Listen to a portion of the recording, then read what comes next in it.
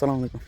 আমি তো এতদিন ধরে ভাবছিলাম যে হয়তো সরকার জনগণকে নিরাপত্তা দিতে পারে নাই। হ্যাঁ, তো এখন তো দেখি যে সরকারি যে কর্মকর্তা আছে পুলিশের মধ্যে, ওনাদেরও কোনো নিরাপত্তা নাই, ওনাদের পরিবারের নিরাপত্তা নাই।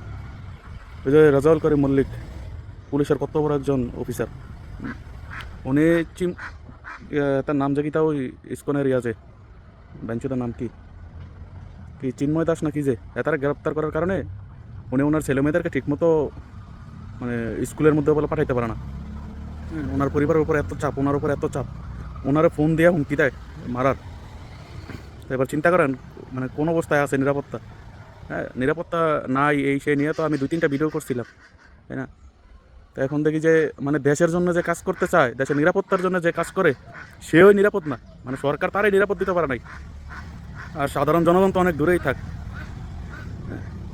সাধারণ জনগণরা তো হয়তো বালবিল্লা করে না। কি একটা অবস্থা!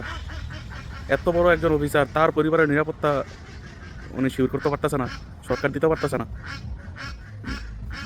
ওনার মতো একটা লোকেরাও হুমকি দেয়।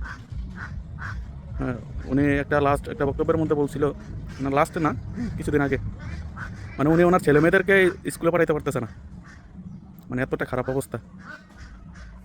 এবার চিন্তা করেন, সরকার আমাদের কতটুকু নিরাপত্তা দিছে।